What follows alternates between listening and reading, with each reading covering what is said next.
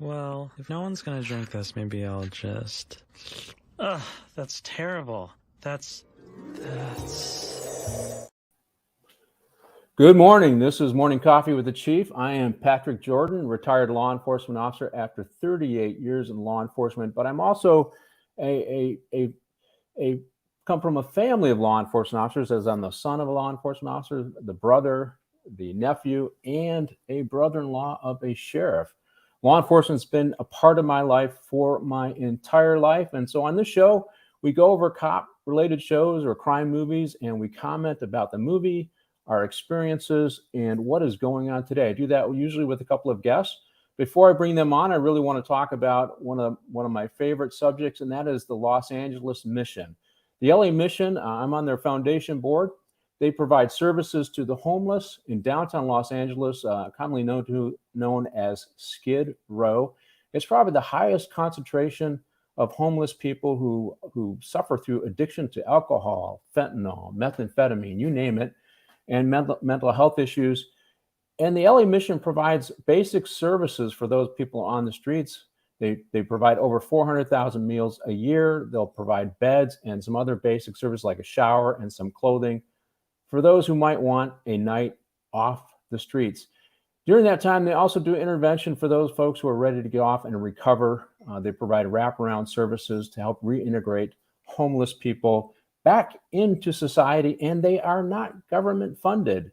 So they depend upon donations from good people like you and me, and I'm asking you to look them up on the losangelesmission.org and consider making a small donation. Any amount helps. $150, $25 will help somebody, give some meals, and make a better day for somebody who's homeless or somebody who wants to get off the street. So today we're going to do the movie Training Day, and I got two great guests for us when we do that. And the Training Day it came out in 2001. It was a crime thriller directed by Anthony Fuqua, who also, he did some other great movies. He did the remake of The Magnificent Seven, which is a fantastic movie, and it was written by David Ayer. It starred Denzel Washington and Ethan Hawke, and Denzel Washington won an Academy Award for this show. He really played a great character, although a sinister, manipulative character, but he pulled it off. He pulled it off very well. And then Ethan Hawke, who was nominated for Academy Award, he didn't win, but he did a great job as the rookie, Jake Hoyt. And this is about two LAPD officers in narcotics, and it's Jake's first day, or Ethan Hawke's first day, and he's training with Denzel Washington, or Alonzo. And it's about that first 24 hours and Alonzo's attempt to corrupt, and I think set him up to be a fall guy for some theft of some money that's going to happen later on in the show. But it was a fantastic movie in my book. The only thing it's not really accurate as to what happened in law enforcement during the crack epidemic. We did have some corruption that occurred, but nothing to this scale. But you're going to see some other people in this movie. Glenn Scott, he's a great actor. Now, I remember him mostly from the movie Axe, our movie Backdraft, where he played the character Axe. And I really loved that movie. It was a great movie. But you're going to see some rappers. You got Dr. Dre in there, and you have Snoop Dogg also in there. And there's some, they did a pretty good job acting, but we also know them from music. And the thing about these guys, a lot of these guys were connected to criminal gangs, and you're going to see that in this movie, that you're going to have some gang members are in this movie. I think Clay Bone Sloan is in this movie. He also is tied with Death Row Records. So there's a lot of stuff going on in culture, a lot of stuff that's true life that blend into this movie, even though this is a fictional account, this story. To help me get through this movie and talk about it, I have two wonderful guests. Two friends of mine, guys that I have known for a long time. The first one is retired Sgt Burton Brink. And Bert's got over 30 years in law enforcement. And but he also ran for the assembly here in deep blue California, Los Angeles County. He ran as a Republican. So he is a glutton for punishment. But the thing about running, even if it's a losing effort, you get a chance to help change the narrative. And right now we are just going too far left in California and Los Angeles. I'm a moderate, you know, I sound conservative because I'm a moderate in a very liberal state. And Bert helped to change that narrative and help raise the issue of crime. But Bert is also the president of Crime Survivors Inc. And so let's bring Bert up and we can flesh out a little more of his career and talk about his latest effort. Yeah. Good morning, Pat. So, yeah, I'm the chairman of Crime Survivors Incorporated here for Southern California. We cover basically from Ventura all the way down to San Diego and to the borders of Arizona and Nevada. We actually have some people that are in Nevada that we're trying to start getting up a chapter or organization there off of us.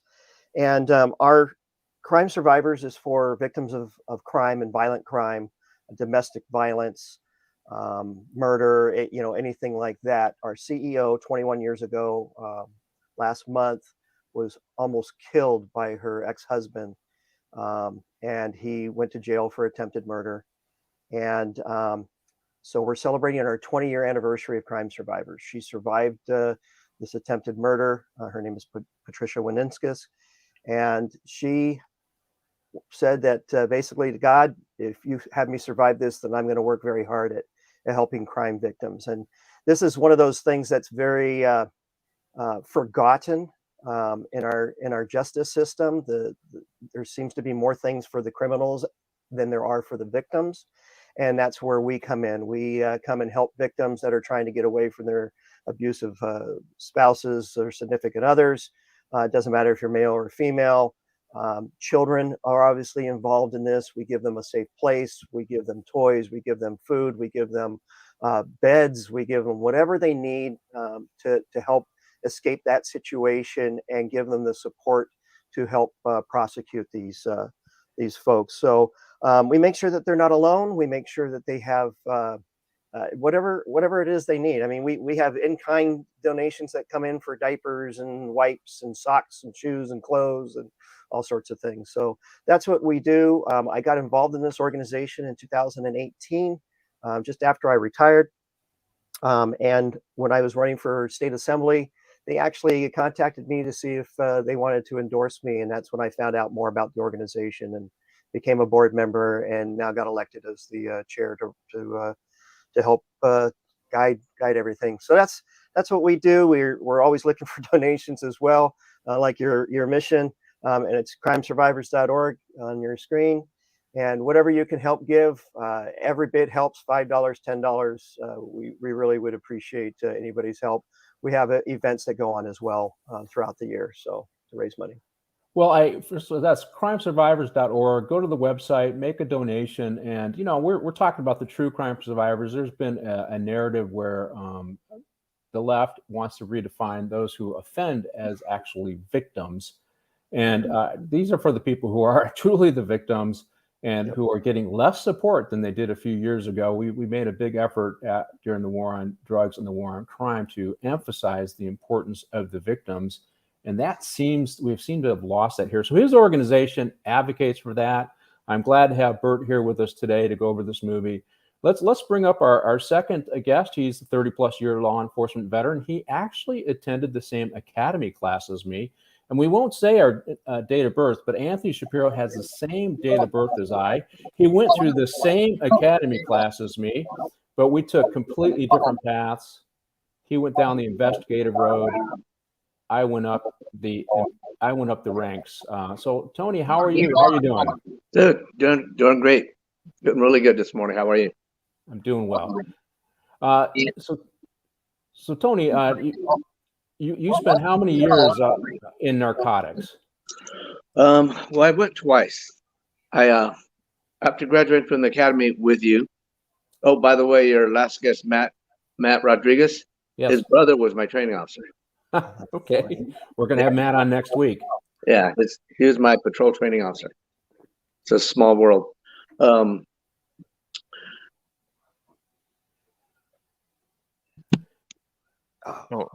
I wasn't there very long. They pulled me out of the jail and they assigned me to work the parking lot, guard cars. And they said, starting today, you don't shave, you let your hair grow out. Because back in the 80s, the only people that had short hair were cops and firemen. Right. And said, okay. Said, you're going to be leaving the jail, but not for a little while. You got to let your hair grow out. And even the gangbangers had long hair. They just slicked it back then. Now it's a lot different, but long hair was a must if you were going to buy drugs. And let my hair grow out, and I watched a lot of Miami Vice. You know, I thought I was going to get a Ferrari. I got a Maverick. And the first thing they did, I went to school for a little while, high school. You know, I was in my 20s going to high school. And that was just to get me used to buying drugs and you know, learning the language and get comfortable. And one of the reasons they take guys out of the jail or brand new deputies is you don't have that command presence yet. You know, it's not like you walk into a room or a restaurant anywhere and you have command presence, even though you're not on duty or a uniform. So you don't have that yet. I'm still like a civilian. And did that. And after the what I call baby narco academy school, I hit the streets of LA County.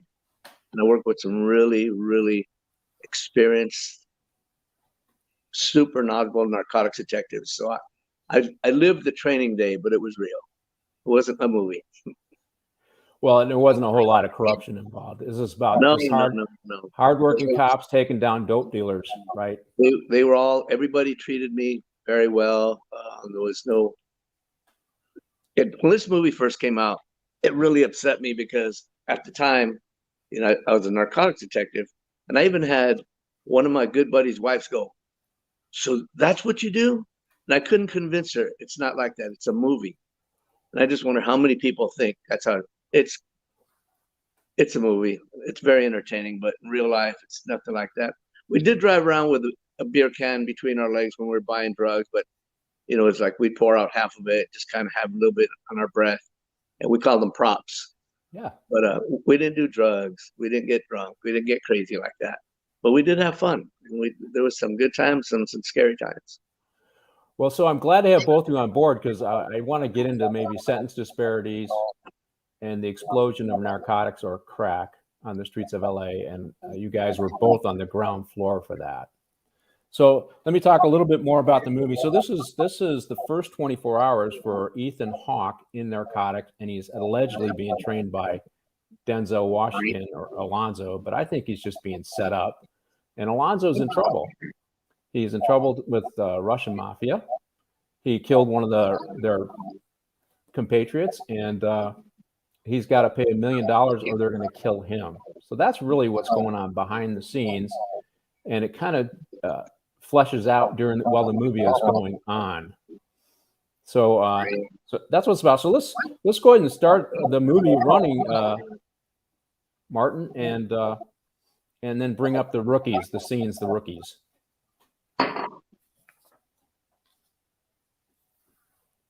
Here we go. And this is Hoyt in Yeah, so this is Hoyt getting a phone call from Alonzo, and you know, he's setting the stage. You know, I'm in charge, you're not. You're the new guy. Be here at this location at this time, and he just hangs up on him. So he's kind of setting the stage of who's in charge. This is not an even playing field. You'll do what I want you to do when I want you to do it. And so, Anthony, you said that you didn't really get this kind of treatment. But I think one of the things about Alonzo is his evil but charismatically manipulative behavior in this movie. He was really very good at it. And I think that's why he won the Oscar, because he did a great job with this character. This then goes on into a scene where he is in a restaurant with Alonzo, which is really surprising me. So Alonzo's got his jacket off. He's got his 2 9mm showing out there. He's got a badge on. Nothing that we didn't do this kind of crazy stuff. I think the best you saw was maybe a detective walk in and take his jacket off with the badge clear, but nothing like this where he was dressed like a gangster with 2 guns, because that would intimidate the public. But just the fact that the guy sits down at the table, says, "You want some breakfast?" He goes, "No, he wanted to talk." And Alonzo says, no, I want to read. Just shut up and be quiet. He says, well, maybe I'll get some. No, you lost that opportunity to get that breakfast. It's done. So you never got any of that kind of stuff, Anthony? No, it's funny though. My very first day, when after the high school stuff, where I went and I was pretty nervous. I wasn't nervous. I was scared. I grew up in a really bad part of LA, and I knew a lot of gangbangers, but they respected my family. We were very Jewish, nice Jewish family. We went to Hebrew school, went the whole works to stay off the streets, but I still lived in the neighborhood. And I think that's one of the reasons they took me out of the academy. They knew my background. I mean, the jail, they knew my background. But it's funny, my very first day, I did meet them in a restaurant.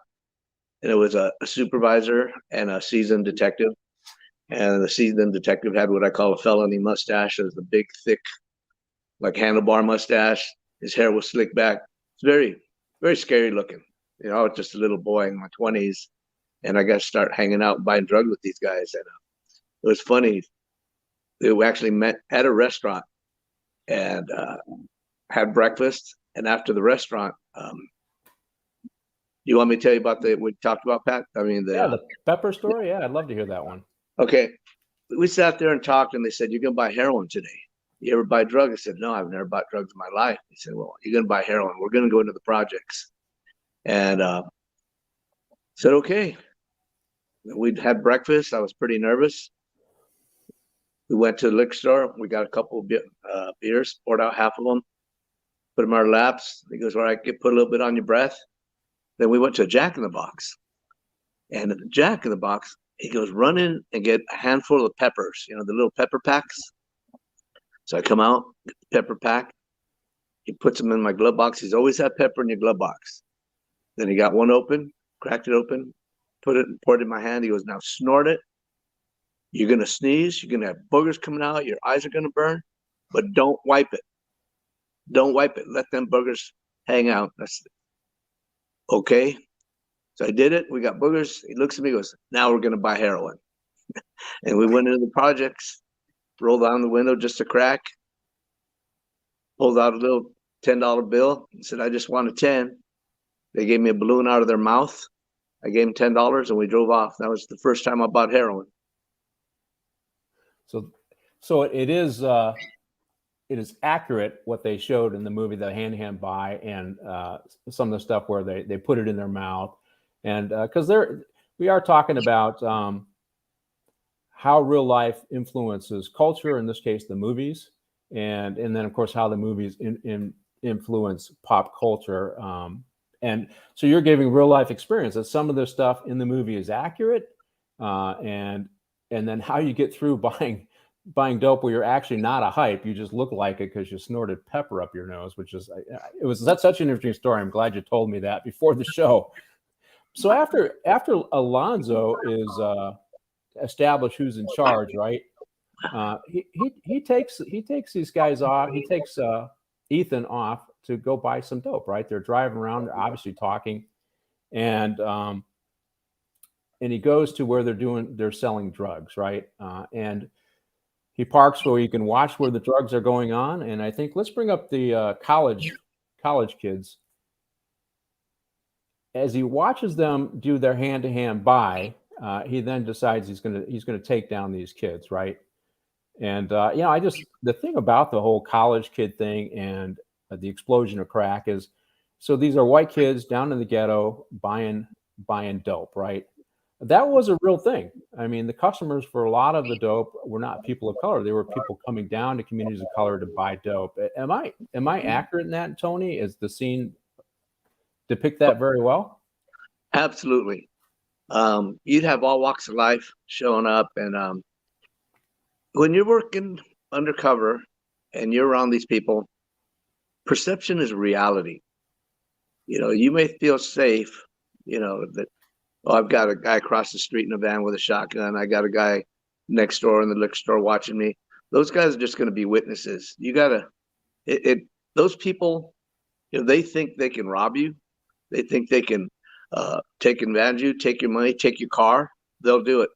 And I was around where you'd see college kids showing up, while I'm there buying drugs, and they would sell them, it was real common on a telephone pole. You have that black tarry stuff. Yes. You get that on a hot day, or you heat it up with a lighter, and you put that in a little cellophane piece, plastic or balloon. It looks exactly like heroin, but you got to smell it. And heroin has like a vinegar. It smells like heroin. And that stuff smells like tar. And I used to see these young people getting sold tar all the time, get ripped off. And then they drive away, and then you see them come back. Well, what are they going to do about it? Yeah. They just drive by and leave. Well, one of the things that I saw in this movie, and it doesn't really display it very well, and that is the explosion of violence with crack. And it was centered on communities of color. Bert, when you started working the streets, did you see a lot of crack, and did you see an acceleration of crack as you continued working the streets? When did you actually start hit the streets? I hit the streets in '91. I worked Temple Station, and we had a very bad area specifically for crack, where we would have a lot of drive-bys, a lot of hand-to-hand. I mean, this hand-to-hand transaction you see in the movie, and here they are in plain clothes and everything else, we saw in black and whites. So, we're driving down in a black and white, we would see the hand in hand, and we'd go after them for that. So I saw a lot of that in the early '90s, especially. It was just out of control, along with all the drive-by shootings, and that was everywhere. It was kind of really an out of control time frame for us. So, Anthony, when you started working narcotics, was it powder or crack where you were dealing with? Well, when I first started, it was kind of divided. Like the Hollywood people were doing powder cocaine. Yeah. Certain parts of LA. It started mostly on the East Coast. You heard about it coming. And when I first started, I was buying a lot of bindles, little baggies of coke, and all of a sudden, overnight, it was just rock. It was just crack, and everyone was selling crack. I mean, I would go to buy heroin, and I'd buy whatever they sell me, but I'd go buy heroin, and they'd sell me crack. I'd go buy meth, they'd sell me crack. It didn't matter to me. What year did you hit the streets at working narcotics? What was the first year you did your first buy? Like 84 and a half. So you did see, and then you started seeing crack maybe 87, 88. Is that about right? Where that started to be the dominant drug? That's when, that was it. Crack was just everywhere. And it's so sad, you're there and you watch people. I remember going into houses to buy crack, and I saw a little boy sitting on a bed with a lady probably in her 70s, like a grandma, and they're watching porn on TV, and this kid's like 10 years old. There's women in the kitchen fighting over a rock. I'd sit there, I'd buy my crack, but part of my job was to look around and look at all the windows, which windows are barred up. The front's barred up, but the back door is not barred up. All right, we're going to have to hit it through the back door. And you're trying to memorize all this for a search warrant, but at the same time, you're trying to take in, these people are crazy. They'll do anything. I've watched people give their cars away. I've watched people trade their wives for crack. I watch people just, whatever you can steal, whatever you can do, just trade it for a crack. I've interviewed hundreds and hundreds of people, and many people, I believe it, many people have told me that they tried it one time. They smoked crack one time to try it, and they were hooked. That was it. They had to have it. I wanted to bring this up because I hit the streets in '85 in West Hollywood. So you said Hollywood was usually mostly powder, and that was accurate. And as we got into the later '80s, crack kind of took over. And I was a member of the California Narcotics Officers Association. So I read up on studies on why is crack. And it's, instead of snorting cocaine, which is a particulate going into your lungs, when you smoke it, it allows for a quicker transfer to your bloodstream, which gives you the intense high, which then causes the higher incident of addiction. And that's why it was most dangerous. And that's why we passed policies in the '80s to try and stop the growth of crack cocaine. And I really wanted to talk about that because just because that's what we lived, and that narrative has been changed. There's a dishonest narrative now that sentencing disparities for crack and powder cocaine were put in place to impact people of color. Bert, I want to hit you up on this. You're the policy guy. Obviously, it was about saving lives, and the negative narrative that's going on today is just not accurate. What do you think? It's not accurate. It crack and powder didn't care what race you were. It would take you and you would go with it. And we're both you guys were talking about in the 80s. I was at Monterey Park Police Department in the 80s, and we had PCP that was just really out of control. We were fighting dusters daily when I was there until 89. So I didn't see as much crack and powdered cocaine. It was all PCP. But the drugs don't really care what color you are. You get addicted, and it was all about trying to save lives. And how addictive the crack was is why they were so working so hard at trying to get the bad guys put into jail or put away so that it would protect everybody. This color thing really was. I never understood why all of a sudden color is becoming an issue, and I never saw that. I always saw a person who was either a drug addict, a gang member, or whatever, and I never saw what color they were. And this narrative where that's all law enforcement looks at is that Black people are gang members is totally false. And I think it really upsets me more than anything else to see this. And even when running for state assembly, like I was, they kept bringing that narrative up, and that was one of my questions. Well, you only picked on Black people. I go, no, I didn't. I picked on people who are breaking the law. I give a rat's butt who, what, where, why, when, what color you were. So this narrative is being driven by the left to give a certain way for them to have control over people, and it's all a lie. I'm watching the movie last night with my wife, who's also a retired sergeant from the sheriff's department, and she worked gangs, and she goes, well, that part's true, but that part's not. We're going through this movie and seeing things were just like, okay, thankfully this is a fictional character and a fictional movie, but while they still had some accurate aspects of it with, the hand-to-hand combats or drug exchanges and stuff like that, money and drugs, other things were not true at all. It was really interesting. Well, I wanted to get into this.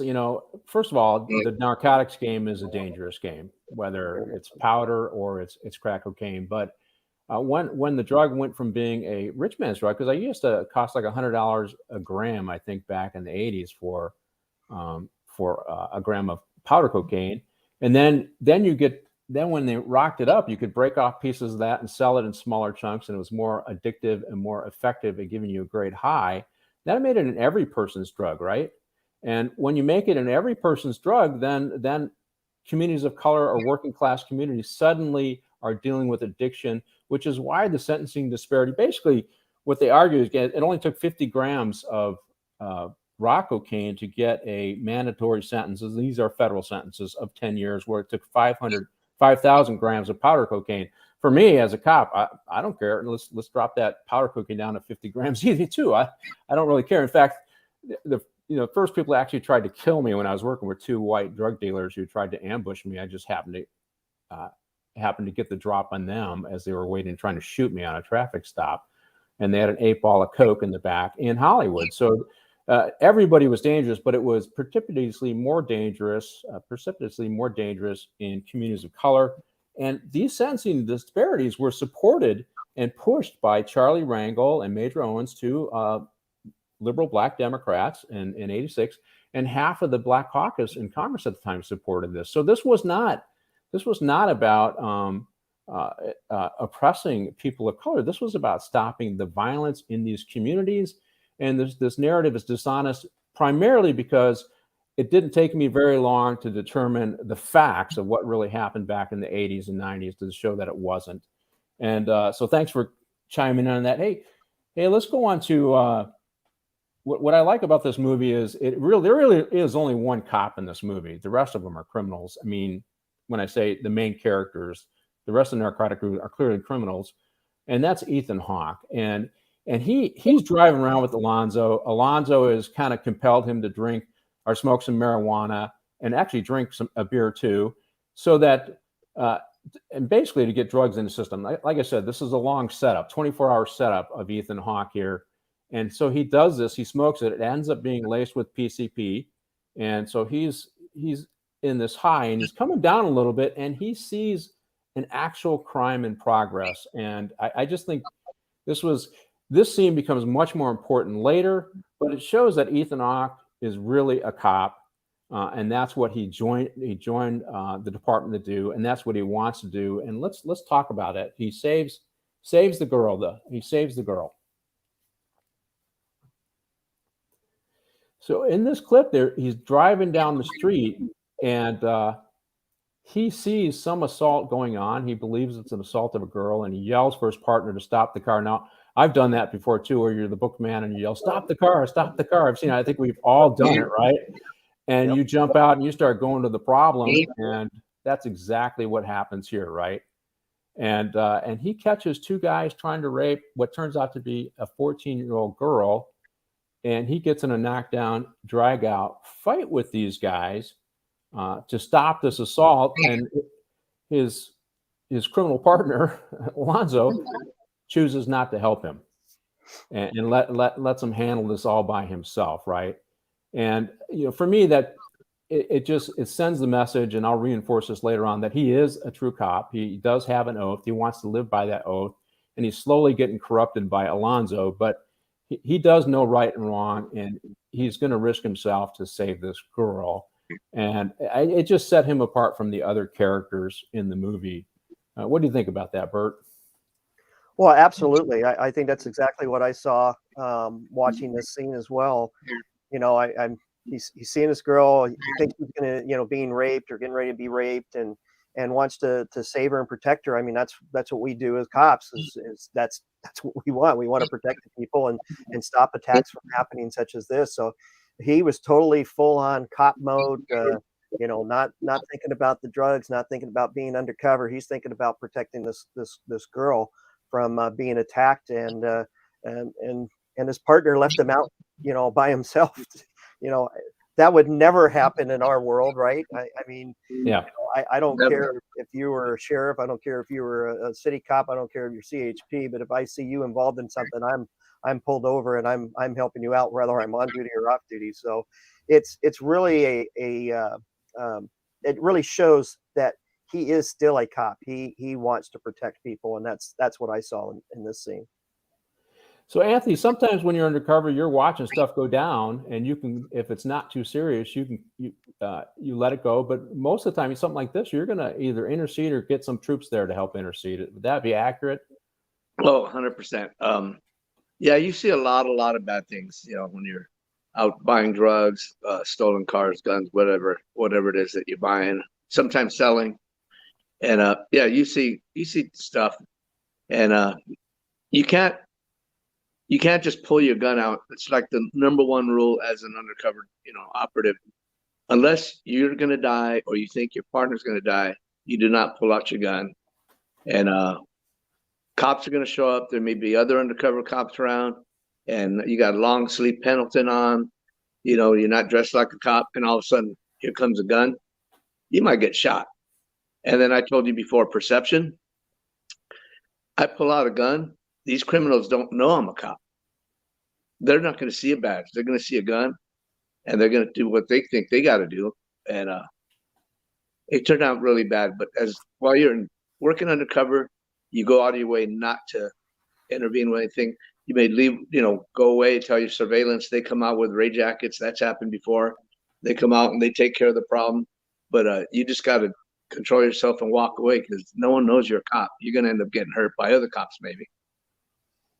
Yeah. And I'm sure that, even when you're just driving around, you're not doing anything in particular, but you're a narcotics guy, you see stuff happening. You get involved. You do something, right? You take action. We'd drive around doing surveillance, whatever. And I was in San Ysidro, and I watched the robbery right in front of me. And the two guys, they ran across from the bank, right across the hood of my car. And took off. I had a broken hand at the time, and I promised my lieutenant I would not get involved in any police action. I'm just going to do surveillance. These guys ran right across the hood of my car. I had a cast on my left hand, and I put it out to the surveillance team, and there's no way we're going to stand by and just let these guys go.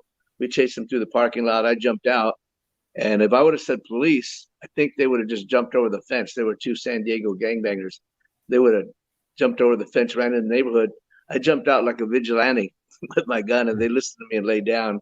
Then the guy showed up with the Ray jackets. But yeah, but when you're out and about and you're doing stuff, people don't know who you are. You see a lot of things going down, a lot. It's actually kind of fun.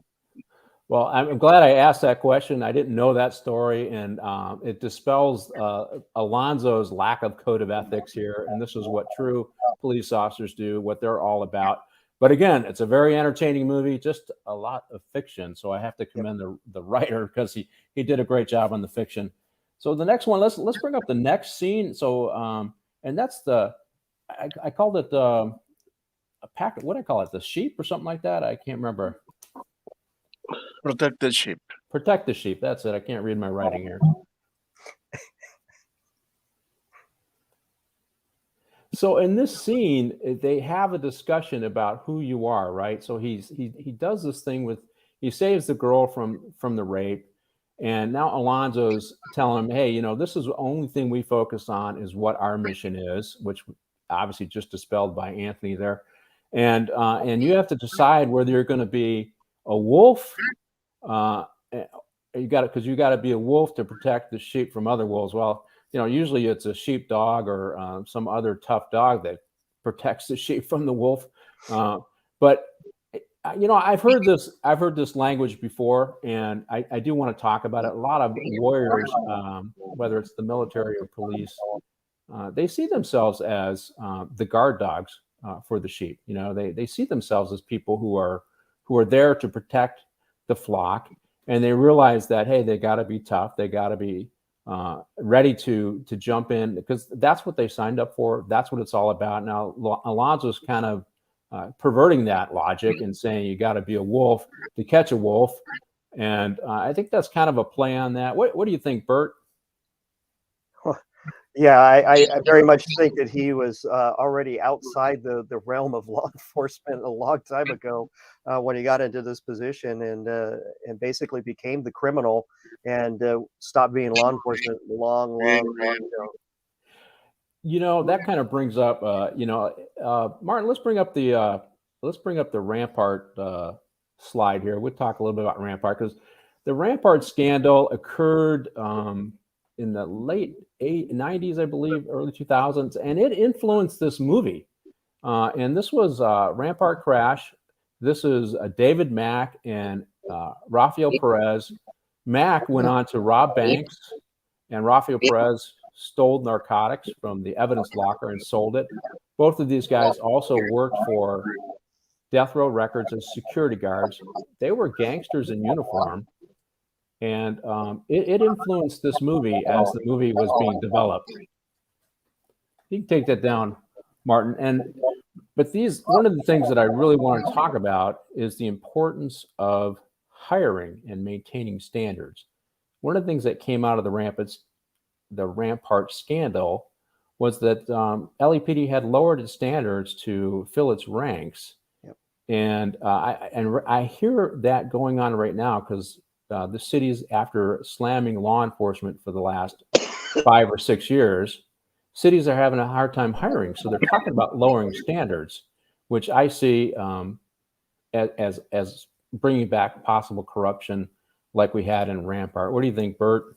Absolutely, 100%. You know, when you're dropping down the requirements and such for a law enforcement job, like bringing in illegals and those type of things, they've already been breaking the law. They're already, you know, if you're dropping it down and you're having people who have been gang members and drug addicts before, you're going to go right back into that. And I think that's exactly what happened with the Rafael Perez and other things.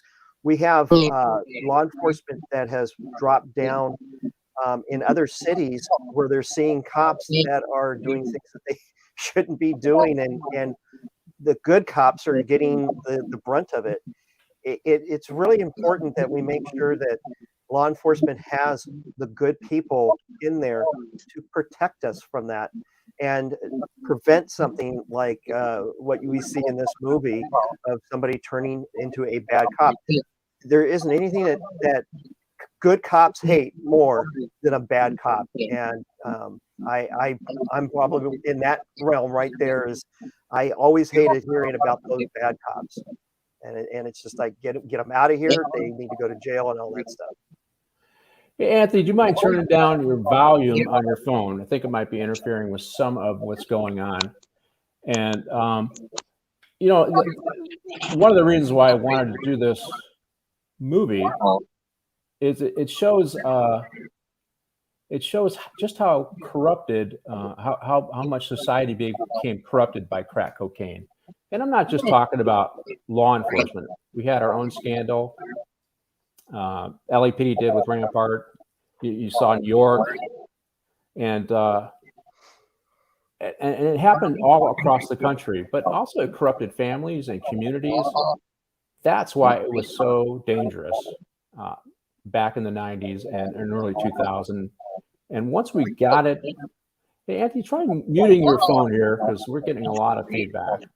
Let me, might be off for a second. So that's what I had I wanted to do that. I want to talk about that because that's what was going on. That's what I saw happening. And so this whole protect the sheep, the wolves being wolves, he was corrupted. His team was corrupted because it was there and it was available, and we didn't have sufficient checks and balances in place to stop this. And also, you live by an oath, and he decided to not live by that oath and just steal from people. Hey, can you bring up Martin? Go ahead and bring up the fentanyl slide. How's that? A little better, Anthony. So one of the reasons why I wanted to also talk about this show and what happened with crack is right now we're facing another crisis. These are the overdose stats for 2021.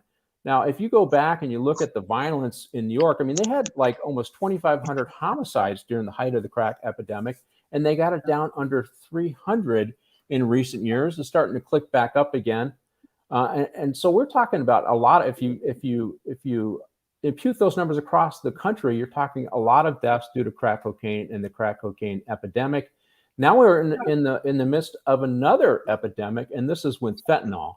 Now these are overdose deaths. Now we had a lot of overdose deaths with cocaine, but fentanyl is much more dangerous. So we see a lot of our deaths due to this crisis regarding overdoses.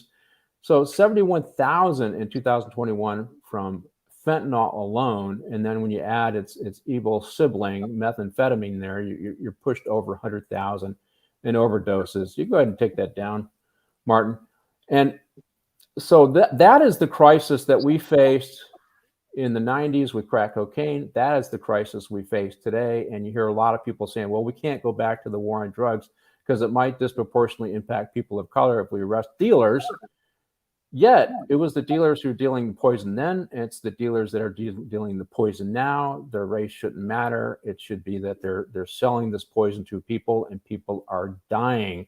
Recently in Sacramento, they shot down a bunch of legislation to get tougher on dealers. Bert, this is your bailiwick. Tell us what you think about that. Well, I just think the Democrats are the ones that are in control in the state of California, and they are not supporting anything the Republicans are putting up to enforce fentanyl laws to go after the dealers, and the dealers are the ones we need to go after. And that's what is killing our kids out there. You're seeing the statistics that you had up here. And the Republicans are doing everything they can to do so. But of course, in California, it is so far left here, you can't have common sense anymore. And the Democrats don't want to hold anybody accountable. They want to let everybody out of jail. They don't want to arrest any more people. And they know that if they do anything with this fentanyl and get it, to where dealers are going to be going to jail for murder, for killing our kids, that it's going to be their voting base that's basically doing this. So it's very important that we make sure that our politicians get on board and actually protect us the way they're supposed to. That's what caused me to run, was politicians weren't doing their job. They were only caring about themselves and not the people. And being the sheepdog that I am, I wanted to be out there protecting the people and make sure that the laws we were doing was doing so. And this is something that's really, making me upset with what's happening in California and Sacramento, and that they don't care. No matter how much they tell you they care about what's happening, they do not care. If they cared, they would have passed this law to go after the drug dealers. And you can see that the same dynamic is happening in a lot of our major cities, because the policymakers there they don't want to. I heard Gascon say it once. He's the DA in LA. We can't go back to the war on drugs. But in reality, the war on drugs and the war on crime, we did have an impact. We lowered the amount of drugs coming in. We made a lot of arrests. I also think that people, they get smart. They realize, hey, the drugs are dangerous, and communities of color realize that. And but how long is it going to take before we realize, 100,000 deaths a year is just too much, and we have to deal with it. Anthony, you were on the streets, and you saw a lot of good people get addicted. And what did they turn to? I can remember what we called strawberries, so ladies that turn to prostitution to support their habit. But good people were reduced to terrible lives because of crack at the time. Do you agree? Oh, 100%. I've seen people like that. It's such a horrible, addicting drug that they will do anything, like anything, just to get a hit off that pipe. And I'd be buying drugs, and you'd see these drug dealers, humiliating women, making them do just horrible things. I don't even think I could talk about on this show here, and the women didn't care. The men didn't care. And they would humiliate them. They would take their money. They would, just to the point where they just dehumanized them. They didn't care about them. And it was just a horrible, horrible drug. And, but it's really hard to, I just can't get that graphic, but people will do literally anything when they're hooked on crack and they need to hit that pipe. Literally anything. And we're there today with fentanyl. That's what I see, and that's what I fear. It's interesting, though. We have a governor that leans hardcore left, and recently he brought in the National Guard to help with fentanyl dealers up in San Francisco. So here's my issue with that, and he said, well, we can't go back to the war on drugs, but now he's bringing in the military. It sounds very much like the war on drugs. But what is motivating him to adjust his stance? It's not a set of values. It's not because he lives by a certain code. It's because he wants to stay in power, and he recognizes 100,000 deaths due to overdoses, San Francisco losing its core of its city because of fentanyl and methamphetamine up there. And he's got to do something because businesses are moving out. And when you lower crime, investment comes in, businesses come in, people get jobs, and it inspires hope. When you increase crime and you allow crime to increase in inner cities, businesses leave, just like we're seeing in Chicago and New York and Los Angeles and San Francisco and Baltimore, and hope goes down. People don't have opportunities. So, we could have scripted what would happen when we basically decriminalized drugs in California and a lot of our major cities. We could have written the script on what would happen in a few short years, and we're seeing that now.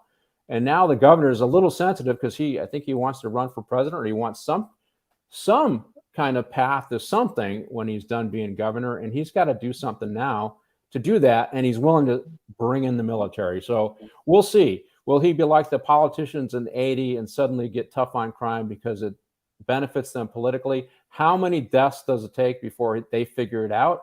How many people have to be buried? How many have to lose their kids to fentanyl overdose? Before this governor and this DA and DAs around the country begin to change their tune on on our latest crisis in comparison to crack cocaine, right? So Yeah. the next And one, honestly, Pat, I think that until until it happens to them, somebody close to them, they're not going to care. So that's how I see it, and that's why I think that they don't want to do anything politically to stop it from happening. Until it happens to them, they won't care. or until it threatens them that they're not in office, right? They're going to lose their, that's the other. It's either it impacts a life in their family or it impacts their political life, is really what you're saying. And exactly. So, hey, let's bring up Snoop Dogg, his scene, and I want Anthony's take on this whole thing because it seemed very consistent from a scene that he might have dealt with, right? And basically, Snoop Dogg, go ahead and run that, is in a wheelchair, and he's dealing crack for a dealer, and without even trying to hide the fact that they're cops, they try to buy dope, right? I think he knows exactly who they are, and he does, huh? What are you talking about? And of course, they take off after him because they know he's a crack dealer, and he's in a wheelchair, so he can't get very far. Although he does a pretty good job, and eventually Ethan Hawke tracks him or captures him, and he swallows his dope, which, man, that's incredibly dangerous. I was working the jail one time, and they brought in a guy who had swallowed dope, and we didn't know he swallowed it, and it got into a blood system, and he dropped dead right there on the jailer floor, and there was nothing we could do for him.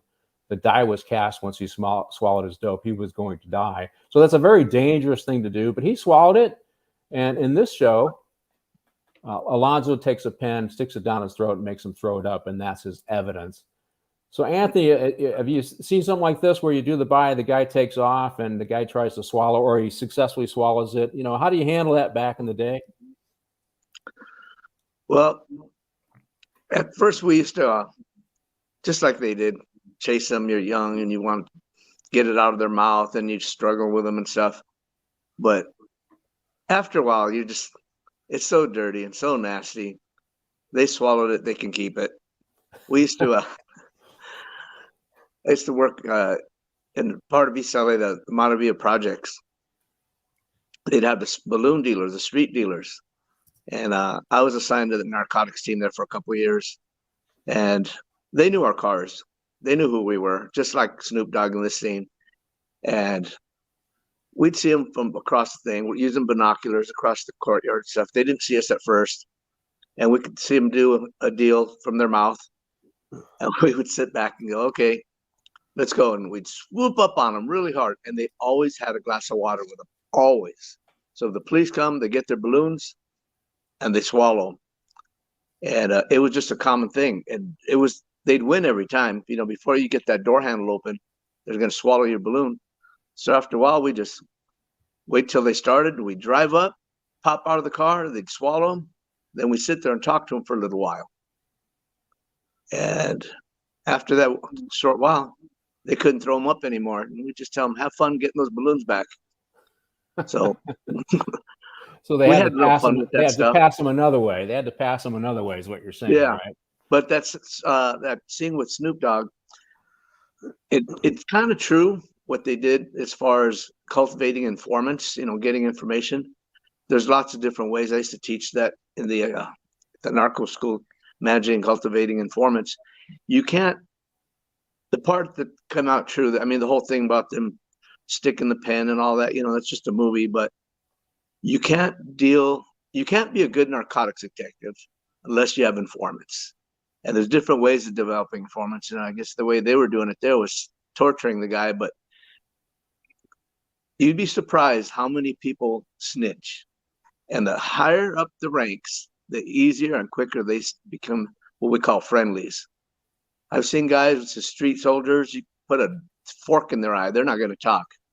Then you have the guys driving the nice Escalades, or kids are going to private school, they're living in Hacienda Heights, and they're moving kilos. They snitch in 2 seconds because they can't do the jail time like these street guys can. It's a pretty interesting thing when you get into it. Well, they got something to lose too, so they're hoping to minimize their time in jail and get out and maybe recapture some of that life, right? Yeah, but that whole informant thing, that's true. You have to have informants. If you don't have informants, you're just like you're not being productive. I want to draw the connection. So Snoop Dogg was part of Death Row Records, as I recall, and Suge Knight was his alleged manager, although I think he was the thug. And Snoop was also I think he was a Blood gang member, as was Suge Knight and some of those guys followed. So the fact that these guys that were working for LAPD, who were engaged in this criminal lifestyle, were working for these guys is really concerning. And you really have to watch who your people are hanging out with. This should be a very telling who they party with, right, Bert? What do you think?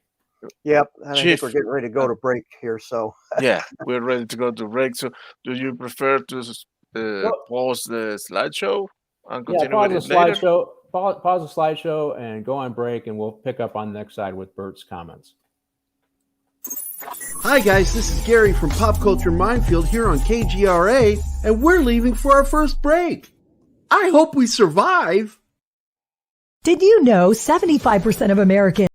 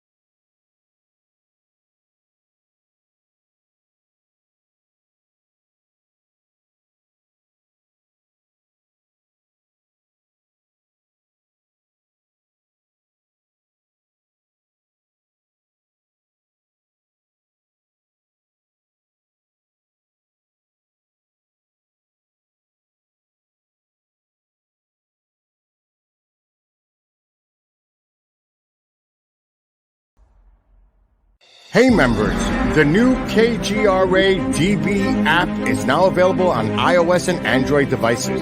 Gain on-demand access to any KGRA DB programming. Download any show directly to your mobile device to listen or watch on the go. Go to the App Store and search KGRA DB. Oh wow, we survived. Welcome back to the commercial break.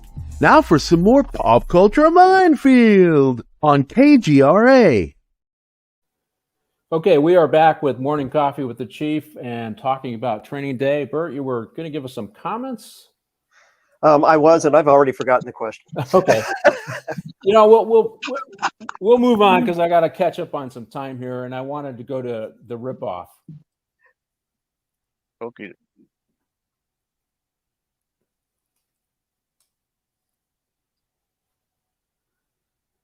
So this next scene is Denzel.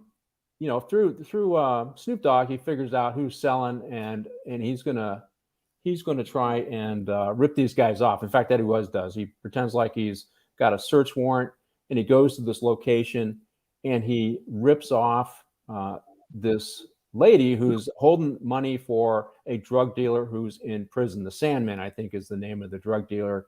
That's who Snoop Dogg gave up.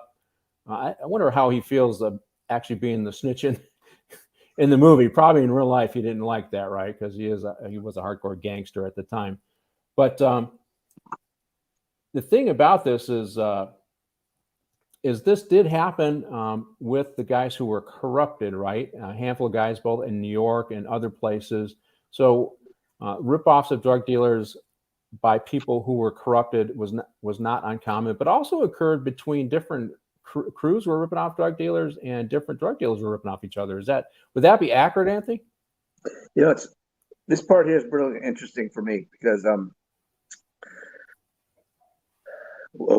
several years back, I was brought in to interrogate a female. She was actually the leader of a cartel cell here in LA County, and I got her to flip. I got her to give it up and talk. It took like a few hours.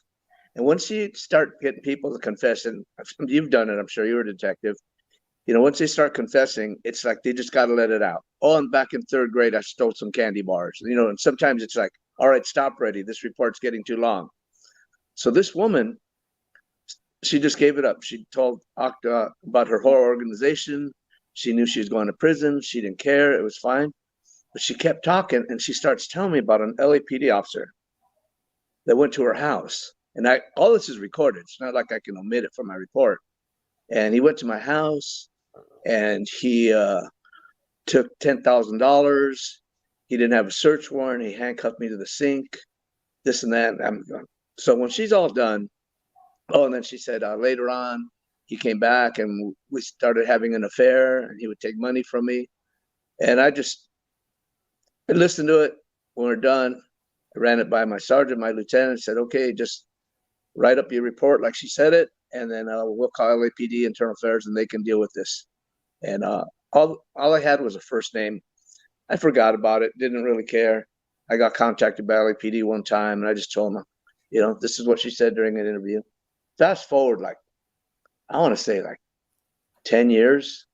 I'm working a DEA, LAPD, LA Sheriff's Task Force. And there was a guy on the team, I could talk about this all day. I'll make it really quick. He ends up getting arrested on duty while we were all working. He was stealing drug money, under everybody's noses. And it turns out it was that guy. And when I first got to the task force, he wasn't very friendly with me. And I asked the guys, this guy doesn't even want to work with me or talk with me. He goes, he's a weirdo. He got accused of having an affair with an informant. He was off work for a while, but now he's back at. He's just a weirdo. It was actually true. Just like in the movie, this guy was going to her house, taking money, and I guess Internal Affairs couldn't catch him. But eventually, if you keep doing that stuff, you're going to get caught. And they hooked him up at LAX on duty, handcuffed him, and took him. He went to jail. Good. And that's there's a lot of money in this game, and that did corrupt a lot of people. And just to put it in context, we had our 4th LA City Councilman convicted of corruption recently. So when money impacts everybody, and I would argue that in terms of percentage-wise, law enforcement a lot less. But because it's so infrequent, it makes headlines, and because it's police officers, it makes headlines. But eventually, they caught that guy. I think I probably have read that story. I just can't remember his name now. But the other thing that I notice is you can work with guys, and you don't immediately assume that any of them are corrupt. It's like because they're close to you. You're not looking for those signs, right, in your own team. You don't think of it in your own team, right? And they worked with that guy for a long time. He was probably doing it for a long time before they finally caught him, because you just don't think to look for that criminal next to you, right? And of course, it's so infrequent as well. That's the other thing. You can't think of anybody wanting to betray their oath of office for what, a few dollars? I mean, I don't understand that myself. But it does happen though. I worked with like I said, after working as a UC, operative, and then I went to patrol for several years. Then I went back as a detective, and for the next over a couple decades, I continued to work undercover, even though I was a regular detective. And there was another detective that when you're doing something under any undercover operation, you have to have strong partners. And I think the most important part of doing undercover operations, you have to have a strong supervisor. A supervisor that's going to say, stop, you're going too far. No, you can't do that. Because working undercover sucks you into this funnel where you start doing things. I'm not talking criminal. I'm talking about you're not going to go in the house. Next thing you know, you're in the house. But there was thank God, this sergeant was a very strong sergeant. And this detective did a lot of undercover work, quite a bit. And this sergeant says, you're not going to do this without another guy. He goes, well, we only speak Spanish. So they called me. He didn't want me to be around. When he got a call from the informant, he told me to step away. I said, why am I going to step away? We're going to go meet these guys. I want to know what's going on. And he didn't want me around. He didn't want to talk about it. Not too long after that, he got arrested. And, it was pretty sad. He was an LA deputy sheriff, and him and his partner were stealing money and drugs and doing all kinds of stuff. But he didn't want me to be around because I spoke Spanish, and nobody else did. So he can have these private conversations with these drug dealers. And that's the other thing. I mean, for the city councilman, it took it takes a lot to convict them, but for us, it's when you do figure out there's something going on, we clean our own house, and it gets argued that we don't do a good enough job. And I would argue that most professions couldn't stand the level of scrutiny that law enforcement lives under today and always. And of course, we don't want these crooks on the job. We want them gone. But that's why we also understand the corrupting influence of narcotics and fentanyl, or cocaine and fentanyl, are so damaging to society. And you can't allow drugs like that to damage society, not expect that would not damage some of your institutions like law enforcement, our schools, and other things. So I really am just an anti-guy. I'm a small L libertarian, and I believe in freedom, but I don't believe in the freedom of drug use, because I think it just saps our society and ultimately kills a lot of people. Hey, Martin, let's go to the no-go zone clip. You know, in this no-go zone clip, so Alonzo is driving through a housing project. I'm not sure what housing project he's in here. Now, they did talk about some of these scenes were filmed in housing projects like Imperial Courts and places that are, you know, I think when I started working at one station, I went into Imperial Courts with a couple of guys, and they said, no, you have to go in with a whole team of got like 10 cars, right? And some of these were pretty dangerous. It was on the tail end of the 80s when I started working in the areas where they had these housing projects, but they are rife with gangs and drugs, or at least they were at the time. And so Alonzo calls these no-go zones. And one of the reasons why I wanted to show this clip is eventually he has to go past a crew of gang members. And one of those gang members is Clay Bone Sloan, who was a technical advisor on this. But he was also tight with Snoop Dogg and those other folks.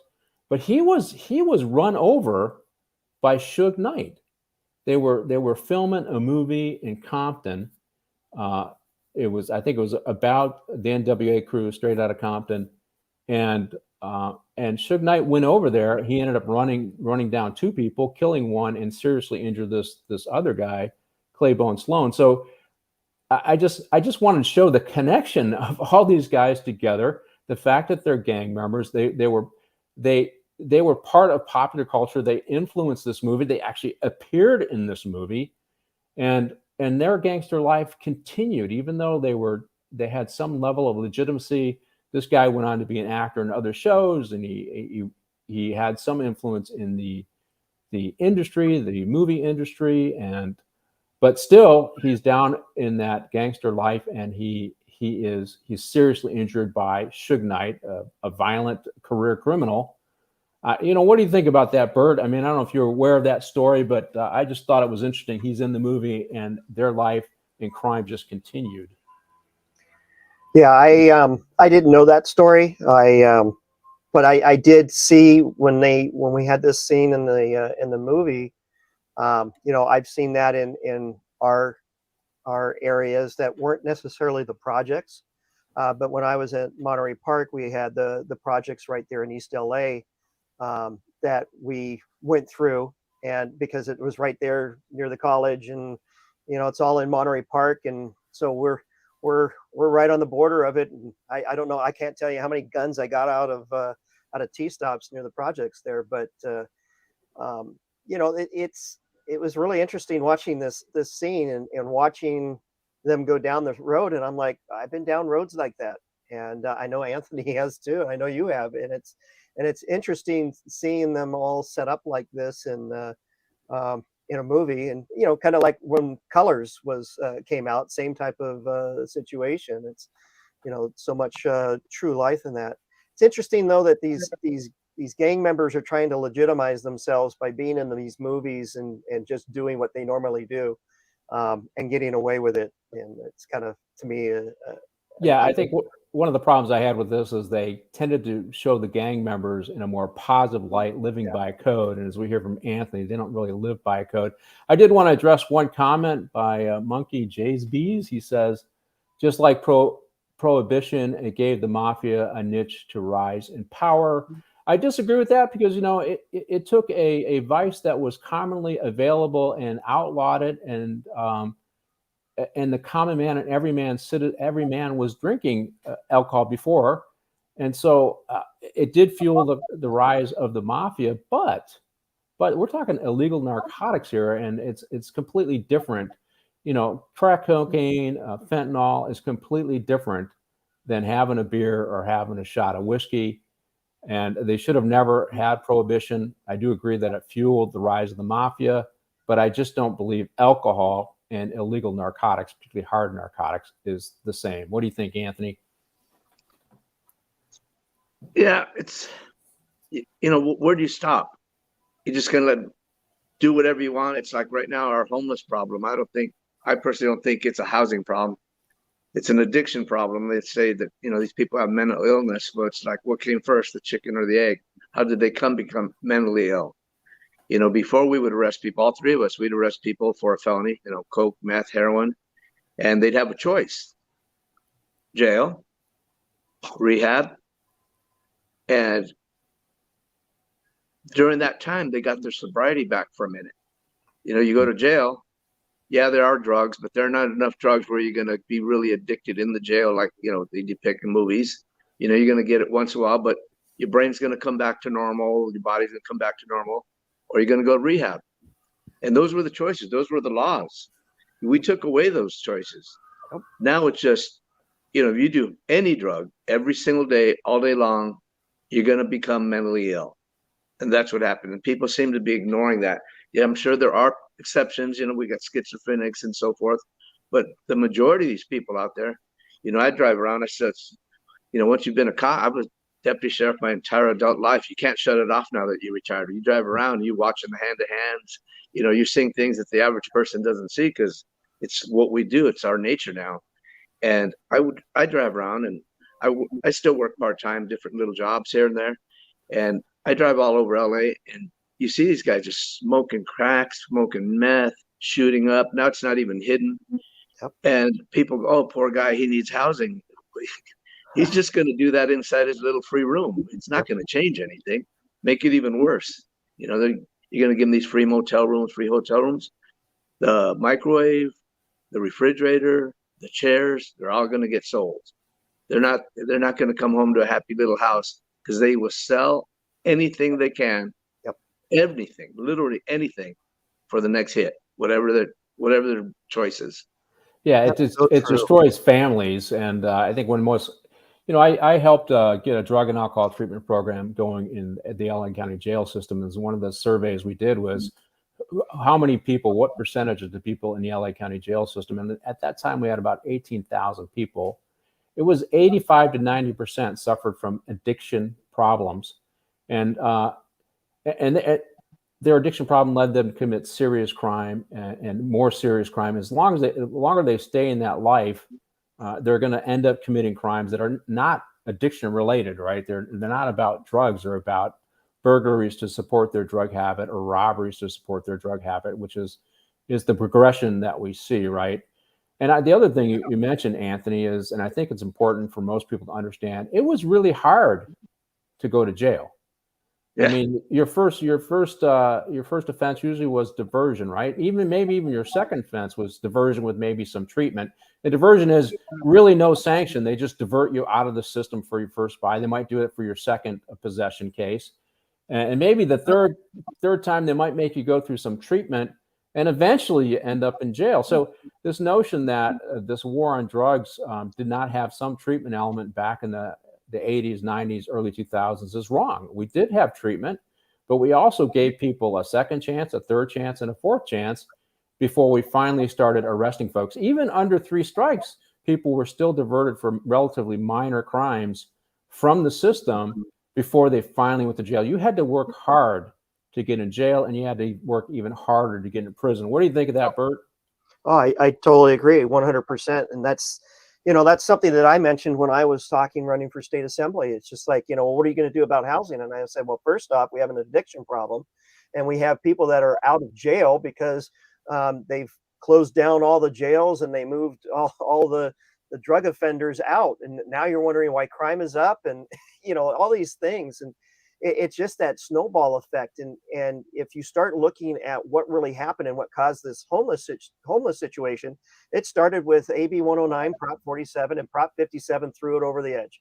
And that just totally took everything off the table for really getting people any help at all. They got rid of all the diversions and all the rehab centers and all this other stuff to hold over somebody's head before they go to jail, to give them that help that they needed. And there's one person who was a big supporter of my campaign, who was a drug addict. He had been in jail in and out numerous times, and if it wasn't for the cops getting him into jail for a longer period of time and giving him that program back when they still had the program, he says, I probably would have been dead. He's now been sober for many years. He owns his own business. He helped himself out because he had these programs that were helping him, and he needed that slap in his face. That's what he called it, a slap in his face going to jail.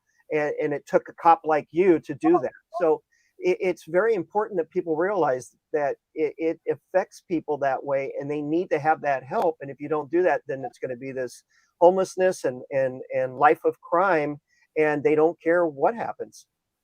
I've been involved in anti-recidivism programs, and that is basically to help people recover from their life of crime. And my argument, whenever I talk to criminal justice warriors and stuff like that, is the criminal justice system, that people want to reform criminal justice. The criminal justice system can be and was in the past an on-ramp to treatment.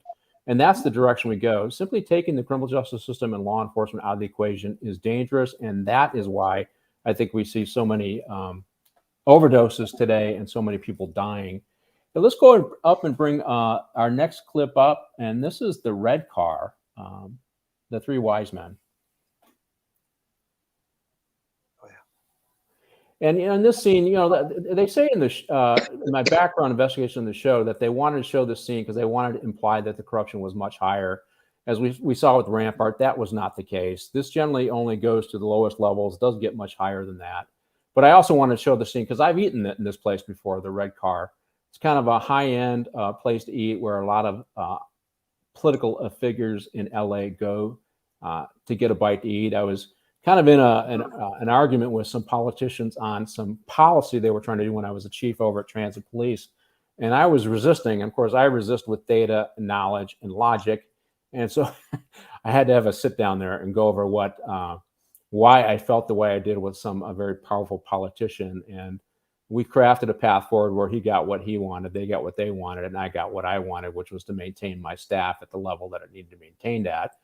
And but it was just like you've seen there, very high end. I mean, I think a cup of coffee was like $3, which is unusual. Well, this is way back when. Now a cup of coffee is $5, right, or more. But it was a very expensive place. I did not have breakfast there because I didn't want to pay for my breakfast, right? Because it was just that expensive. But these guys are sitting in here, and it's got a great actor, Tom Berenger, in this scene. He's just a cameo appearance. I loved him in Platoon. I loved him as Sniper. But, we didn't even see this go that high in the corruption with Rampart, or even on our department when we had some problems, or in New York. It was more low-level stuff. And no, we didn't have a cabal of evil politicians and police officers and corrupt police officers like they portray in this movie.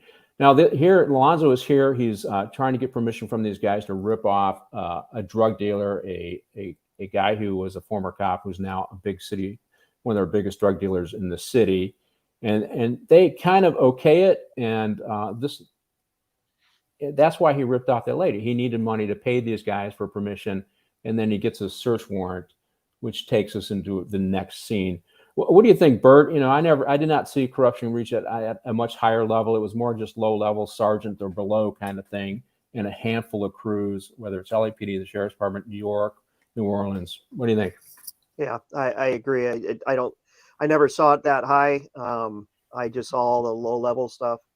I don't think anything is out of touch. I mean, when you sit there and you look at the politicians that are being found corrupt, and I can probably tell you that there's a lot more out there in the politician world, and how high they are that are corrupted one way or another. I pray that we don't have that in the law enforcement, but it could be there. But I never saw it. Yeah, Anthony, what do you think when you watch this scene? Yeah, to me, this is just all fun entertainment. you know, some good writers, some fantasy. You know, it makes a good story, but I've never seen that. You know, I've been around a lot of this stuff for my entire life, and like you said, highest rank I've ever seen. The sergeant. I mean, our biggest corruption scandal in the history of the sheriff's department. The highest ranking person that was involved and went to prison, or actually he didn't go to prison, became an informant, was a sergeant. Yeah, this is just, to me, just it's fun entertainment, good story. You know, well, the director wanted to keep it in there, and obviously he's making social commentary, implying that. I think it implies that he believes that narrative, that this was all done purposely to impact communities of color, and of course, I don't believe in any of that narrative, that conspiracy theory. But this was what this was done for. I was happy to see the great actor Tom Berenger, although I would have liked to have seen a little more of his character flesh out. But it's unrealistic. The fact that he's in charge of the DA's shooting team, and DA would be working with the police to hide all this stuff, is really crazy to me.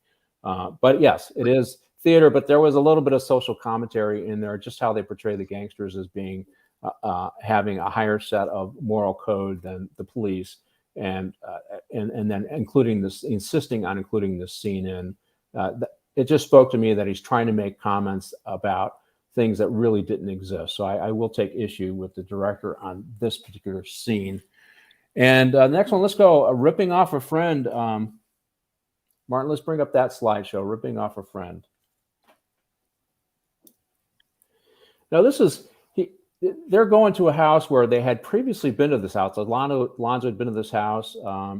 And this is a friend of his. He had whiskey with him earlier in the movie. I think you guys saw it. And now he's got permission from the three wise men to go to this, to rip this guy off. Now, Alonzo needs $1 million to pay off the Russians to stay alive. That's what this is all about. And he's brought together his team, who clearly have done rip-offs before. And they're going to rip this guy off of his $4 million. I'm not sure how much they're going to put in evidence here, but they all seem like they're going to split it up, and Alonzo's going to get his $1 million. And of course, Jake balks at this. He doesn't want to have any part of this. Now, this is where you really start seeing him pushing back. He's a cop. He's not going along with this ripoff.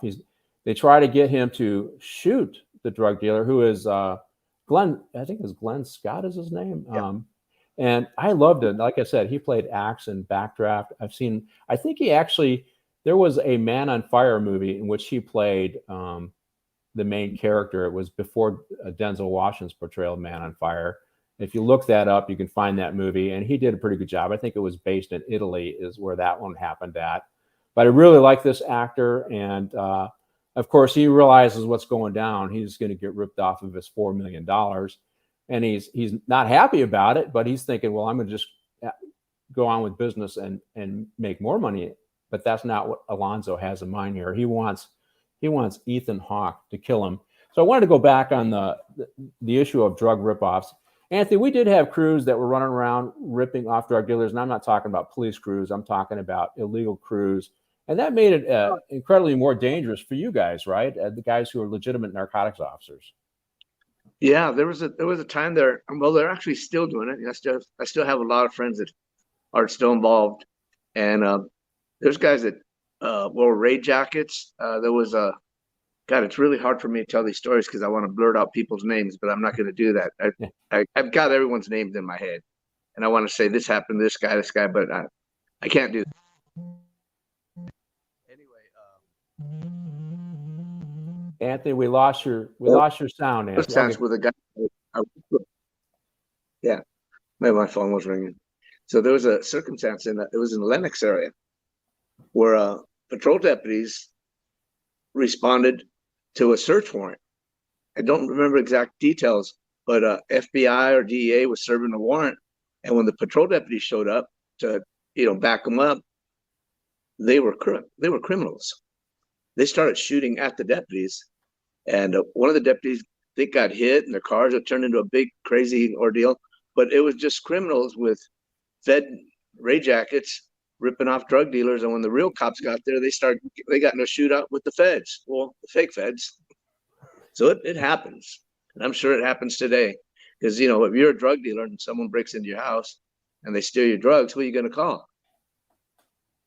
Exactly, and Alonzo knew that when he did the ripoff of that lady, and now they're doing this ripoff here. Who's his recourse to? He thinks his recourse is Glenn Scott's recourse is the Three Wise Men, but that's already been set up by Alonzo. But I'm sure that Alonzo's afraid of retaliation, so he decides he's going to take this guy out, and that's Ethan Hawke pushes back on that. Alonzo ends up killing this character. But, we do have a lot of ripoffs going out there by illegal crews, obviously criminals, and it does create a very dangerous situation for the men and women in law enforcement who are doing their job. And I think the public needs to understand just how hazardous the narcotics business is and how dangerous it is for those that are working it. And even our patrol guys who run up on these guys and they have no idea what they're running up on. What do you think, Bert? Oh, excuse me. Yeah, I totally agree. I know that there was one time that I saw a bunch of cars running red lights and stuff, and I ended up pulling over one of the cars. It turns out to be some narco guys chasing somebody down. So, you never know what's going to happen out there. And, is a good guy going to stop a good guy? And is a bad, are you stopping the bad guy? And, this is just what is happening is, people are out of control and they will do anything to make that dollar. And, they don't care who they're going to kill to get it. And that's, because Alonzo's so corrupt in this, he is so far deep into it that he doesn't care who he kills as long as he can continue to do what he's doing. And that's just a bad road to go down, obviously. We used to always make sure we brought when we'd serve warrants or we go arrest people, we'd always bring, uniform presence when available. Absolutely. Near a station, we just have a patrol car go with us. I mean, we could handle it ourselves, but it wasn't about handling it ourselves. We wanted that police car. We wanted a guy in a uniform. So these guys know we're the real police. And I did those a lot of times. Anthony, right. I did that quite a bit too. And I'll tell you, so I was asked to do that on Warren, and I went in and it was kind of a shooting gallery, right? They had a lot of pipes all over the place. It was nasty. They had debased themselves so low. It was hot. They didn't have the air conditioning on because they couldn't afford it. And there were people all over the place, open sores on their arms from their use. And that very day was the day I said, okay, if this is what narco does, they hit places like this all the time.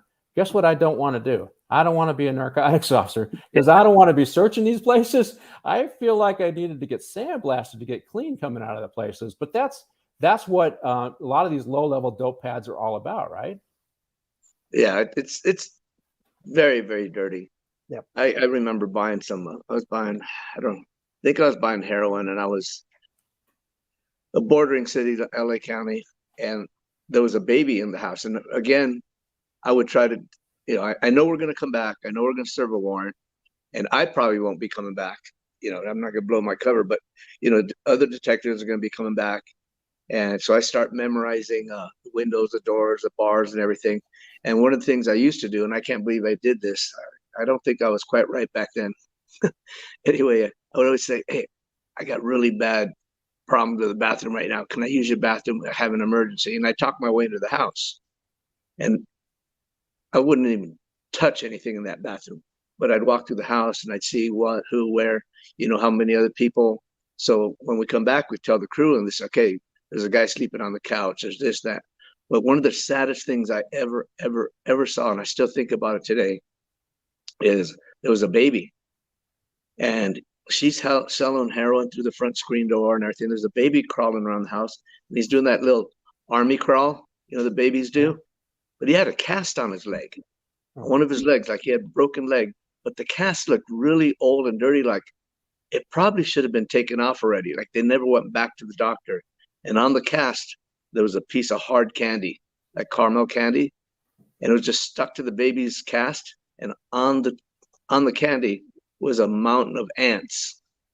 And these ants were crawling all over this baby's leg with a dirty cast. He's had a stinky diaper. These people in the house just ignored him. Like, I don't know, he might have died or gonna die. It's just very disgusting what people do when it comes to drugs. and they sell a lot of drugs, but as many drugs as she would sell, she would use. So they stayed poor. Well, we got a comment. Criminals in the movies are not realistic. They are way too impulsive, and it's fake how they do it just so there's an ending. Well, some of that's true and some of it's not true. I mean, you can hear from Anthony's comments about drug pads or shooting galleries and how bad they look.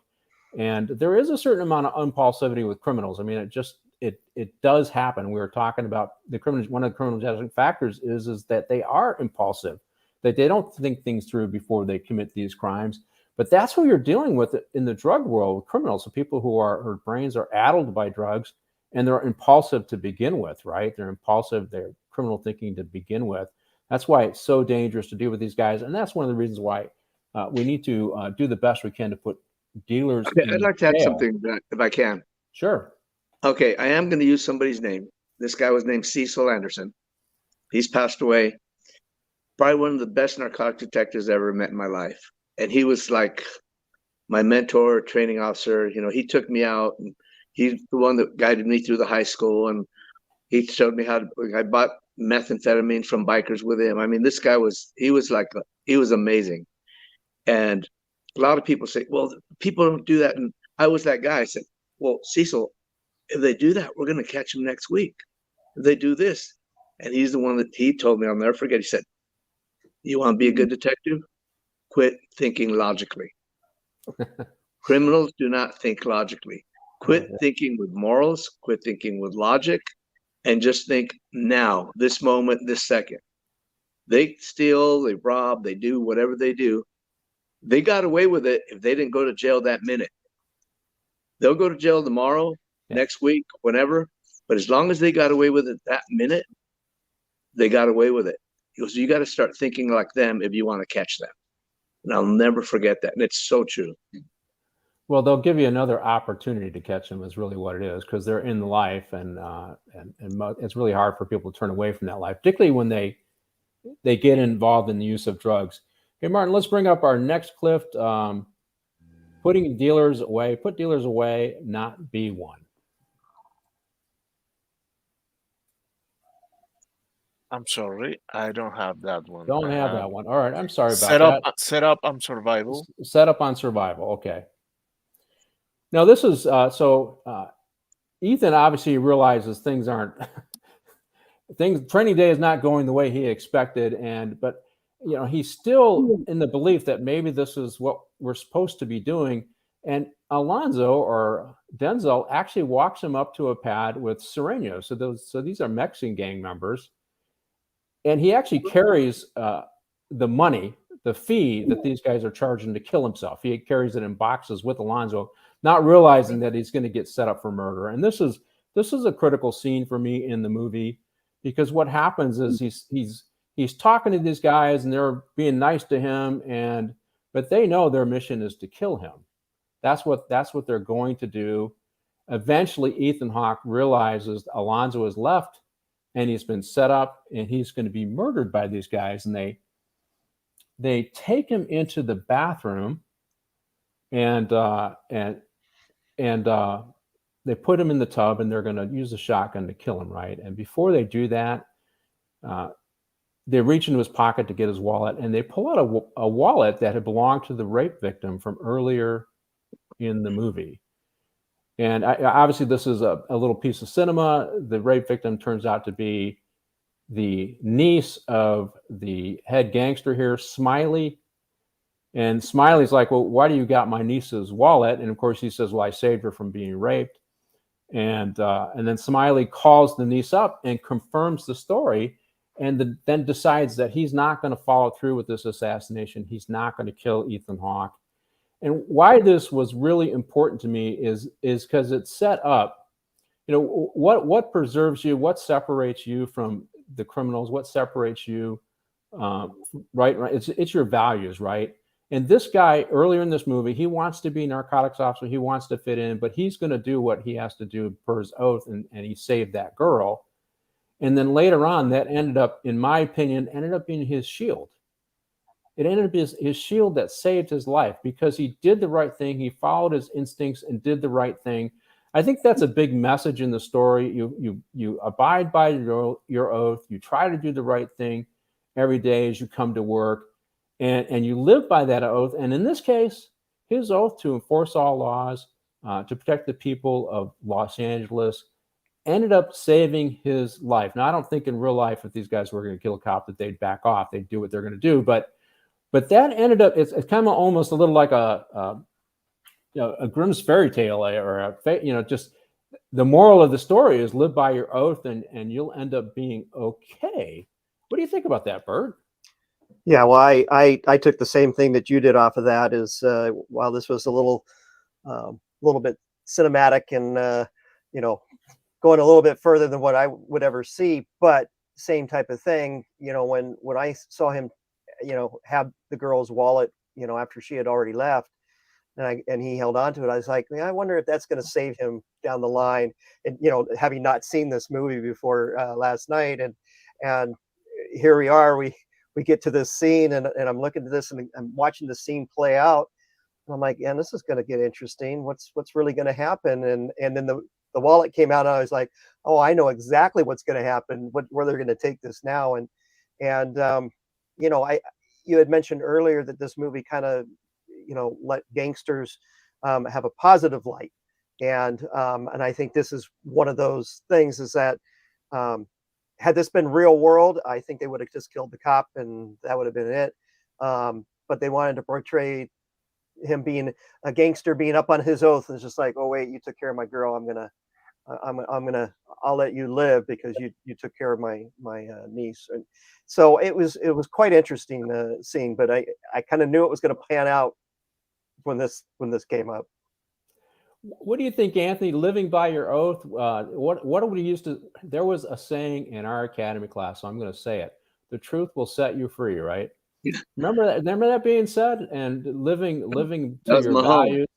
Yeah, living to your truths. And Jim Mahone.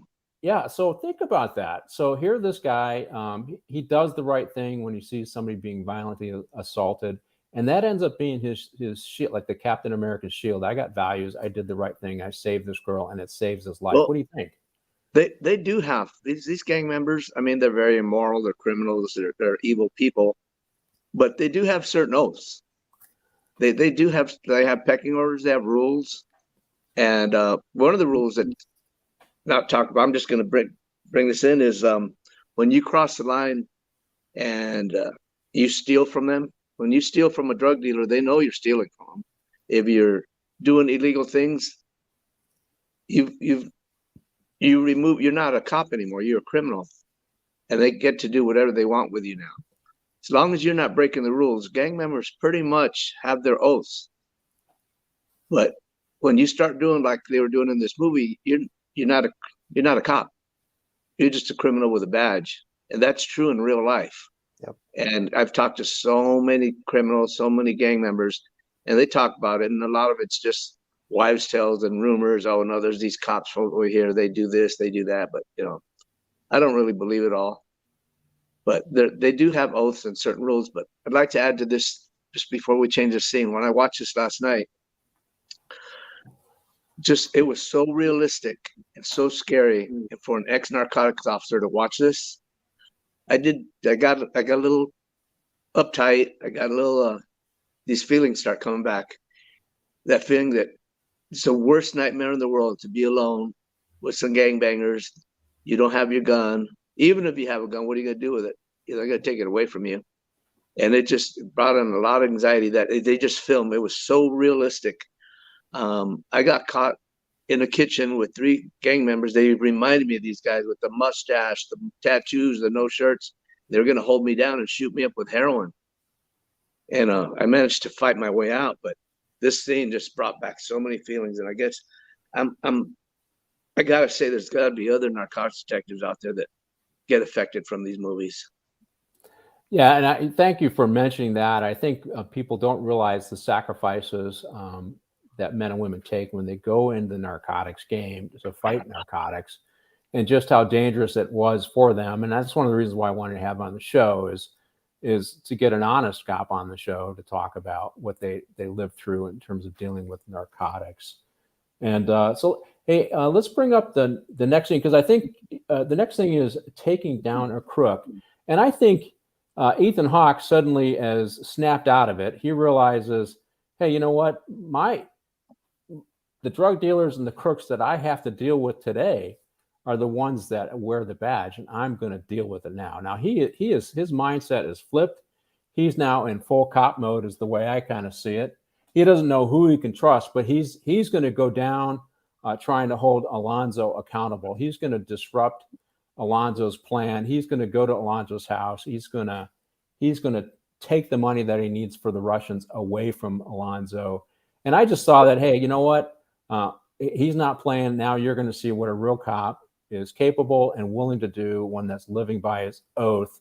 That's kind of what I saw. Obviously, it's cinematic. I mean, you're going to go do this by yourself in the hood is unrealistic, but it just shows that he's shaken off. I know what my values are, and I know what I have to do to be that sheepdog, right? I know what I need to do to protect the sheep. I know what I need to do to protect the public. What do you think, Bert?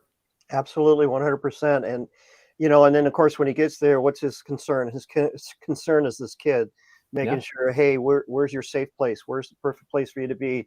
It's in the closet. Then you need to go open up that closet and go there. He wanted to protect the child from seeing this, and I think he was totally going, this is not what I signed up for. I signed up to do the right thing, and you took me down the wrong road. You are the wrong road, and we need to straighten this out. And I know he didn't want to kill him. I know he just wanted him to be held accountable. And it went down the way it goes down, and he just wanted to make sure he stopped that evil that was in the ranks. Yeah, I think he wanted to do the honorable thing, and he was willing to make the sacrifice necessary to do that. He didn't care where the chips fall after because he has to know what's happening after this. There's going to be a lot of investigations. His behavior is going to come under scrutiny, but he's going to do the right thing. That's the last thing he's going to be known for, is trying to do the right thing. And just what I saw in the character. Anthony, what do you think about that? Recognize, hey, I got to do the right thing. This is what I'm going to do. What do you think of that scene? Yeah, I agree with everything you guys said. It's like, it's a movie. The right thing would be going to internal affairs, but it's a movie. It's entertaining. But what I took away from this was something on a little side note. When they used the little kid, and he had the little kid open the door and stuff. I'm sure you guys have done this in my career. You go serve a warrant, or you're doing this or that, or you're searching, and there's a little kid involved. It's just, you make friends with the little kid like in 3 seconds. And hey, we just want to help you, mom and dad. And he was real smart. Whoever the technical advisor on this, he'd been around law enforcement with these little kids. I can't count how many times I said, where's your daddy hide his guns at? Where's your daddy hide that stuff? His secret hiding place. And they'll point and they'll take you to the cabinet. The little kids know where the stuff's at. And that's what I took away a lot, was the whole interaction with the little kid and the little kid helping. It happens in reality all the time. They see everything. Yeah. Yeah. And that's a sad part. Just like you talked about the little infant, is there are kids involved here. And I just say this is where it corrupts the family. They're not being good parents if they're hooked on dope, right? And these kids, if there are offenders that were once victim, it's probably when they were kids, that they grew up in this environment. They didn't know anything else. And so I can understand with a little bit of that narrative when people, the criminal justice reformers, want to talk about how we failed these kids when they were younger to protect them. But most cops, when they walk in these situations, they are very compassionate. It's one of those things. They're family men and women. They have kids. They don't understand why people live this way, which is why they embrace this profession, particularly dealing with narcotics with a passion. What do you think about that, Anthony? I'm sorry, you faded out. I couldn't hear the question. Yeah, you embrace the narcotics scourge with a passion to try and get rid of it to protect. Absolutely. It's and for the most part, people, they want to be protected. They want to. I don't know how many times this happened to us where there's my training officer. We worked up in an area that was primarily black gangbangers and a lot of crack, and Burton talked about it. It was just we had a crazy patrol area where a lot of bad things were going on every day, every night, and even in uniform, out of uniform, you'd go and arrest a crack dealer on the corner or somebody with a gun, and before you drive away, you see people peeking out the windows and they give you the thumbs up and they smile and they wave. It's all about protecting the kids and the families. We go there and you think the whole neighborhood's bad. It's not. The vast majority of the neighborhoods are good people, and we go there and help them out. And they don't care about the 900 kilos coming across the border on 6 o'clock news. They care about that guy in the corner that's selling rocks and then stealing. The buyers are pulling the stereos out of their cars, burglarizing the house. That's what they care about. So, yeah, we do have to go and take care of the kids. And, it's sad. I remember working patrol. This little boy was like maybe 12 years old. And he was my secret friend because you couldn't talk to me around other people because, I'm a cop. He's a snitch. And I'd get him hamburgers from burger shops. And, he was from a drug family. And it only took a few years where I pull up and he was one of them. He no longer talked to me. I looked at his arms. He had track marks. And he went from an innocent little boy that liked the police. We'd meet around the corner and he'd play with the police radio and stuff. The next thing you know, I'm chasing him, with balloons in his mouth. So it's pretty sad. We got to take care of the children. Well, and if we are going to talk about changes in how we deal with criminal justice, it has to be that intervention piece at the younger ages. That's really what we're talking about. And I think that's where we break down. Law enforcement doesn't create those situations. That's created by a breakdown in the communities, a lack of cohesiveness in the communities, and then our failure to really prioritize helping kids out and helping strengthening families. And let me piggyback on that a little bit, Pat. Our organization, Crime Survivors, it does exactly that. You have these women that it's mostly women that we have that are dealing with domestic violence, and their kids are seeing this, and we have programs as well for these women that they can bring their children to, and they can talk these things out and have free services for counseling and that to help them and help the kids get through this, so that the kids don't do what they saw happening to their mom or whoever that was being beaten. And it's important to know that these things are out there, but it's sad that an organization such as Crime Survivors has to exist for that, because our political people have decided that they don't care about that. It's whatever power they get. They don't care about what's happening to these kids, and that's things that are very dangerous. So that's something that we do at Crime Survivors as well, is make sure that we give the not only a safe place that they can get to, or hotel rooms or programs or whatever, and gift cards and food, but we also give them counseling and stuff to help them get through these situations, and their children as well. And that's crimesurvivors.org. And that's why it's important to fund these nonprofit organizations who don't have connections with government, because they're allowed to give services according to what's right, evidence-based programs. And a piggyback on that, people go, well, why don't you get any of these government grants and everything else? Because they don't want us to say the things that we're saying. Exactly. They don't want us to attack the politicians who aren't going after the fentanyl, or going after these people that are committing crimes and killing, everybody, cops and everything else. And because of that, we don't get those grants. We are self-funded by donations that come from people in the community and businesses, and we get no government subsidies like some of these other organizations that are claiming that the criminals are the victims. The criminals aren't the victims. It's the victims that are the victims. So we got a comment: figure out why they are doing drugs like heroin. It's because they hate their lives and just want it to pass by. I disagree with that. I think some people it must, because they want to relief from their life. But a lot of people, it just starts as recreational and it goes to addiction, as Anthony talked about. First shot of crack, and suddenly you're you're addicted because of the way you ingest it. It becomes a smoke or gas, and that gas transfers to your bloodstream very quickly, gives you that intense high, and you just want that high again. Let's go on to the next scene, taking Chief, down. Yes. Oh, we are down to 4 minutes, so we cannot do again the last scene.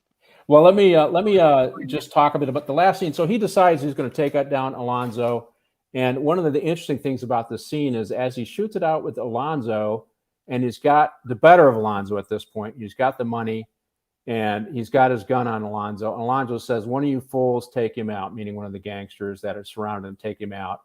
And they refuse to do that. They lay down a gun for Alonzo to do it. Alonzo goes to do it, and Ethan Hawke shoots him in the butt, which is pretty good. Shoots him in the butt, right? And ultimately, the gangsters turn their back on Alonzo because he played the cop when he needed to play the cop, and he played the gangster when he wanted to play the gangster. And now they're not going to help him because they see Ethan as he's got his shield, right? He's doing the right thing. He's taking down the corrupt cop. He's taking down the true gangster. And they're living by this movie code that they have. They're not going to help Alonzo out. And Ethan Hawke gets away. And later on in the movie, because Alonzo can't pay off his drug dealers or the Russians, he gets shot up. He gets murdered. He gets killed. And then the last passage for the movie is, a decorated narcotics officer killed while serving a search warrant. Well, one, I don't believe any of that would happen in real life, and that's where they leave the movie off. But any thoughts on that, guys, as we wrap up, Bert?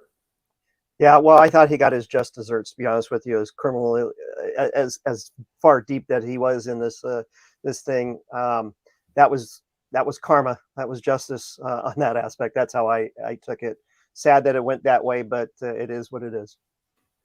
Well, you know what? You live the criminal lifestyle, you end up in jail or dead, right, Anthony? Well, we touched on it earlier. They do have some codes. They're immoral criminals, but they do have some codes. And once you cross the line and you become a criminal alongside them, their badge doesn't mean anything anymore. I think we saw that at the end where they said, "You're just like us, man. You're not a cop. The other guy's still a cop. You're not a cop anymore." And they treat him just that way. So they do have their little codes.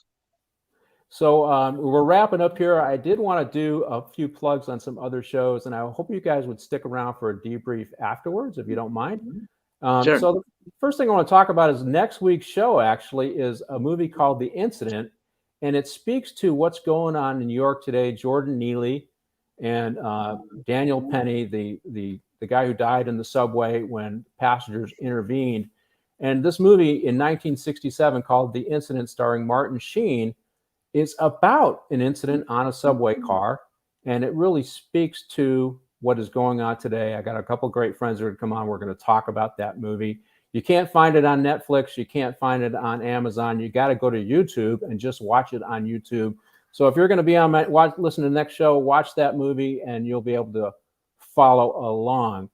Additionally, there's two shows I want to plug that are on KGRA Radio. The first one is Search Warrant. Search Warrant is a show that comes on at 11 o'clock Pacific Standard Time, in the AM Pacific Standard Time. And it's a bunch of cops that talk about the current events, what's going on today. It's very popular. You can find it on Rumble. So just go to the search line on Rumble and type in KGRA, and you'll get to their platform, and you can see Search Warrant and watch it. The second one is I, Detective. It comes on at 3 o'clock Pacific Standard Time. It's by cops, for cops, and it talks about cops, what's going on in the country, and things that impact them, and some of the current events. I've been on both of these shows. They are fantastic shows. And thank you for being with us today. How much time we got, Martin? Nope, we need to go right now. So okay, Chanel. Thank you, guys. See you next week. Those sons of bitches.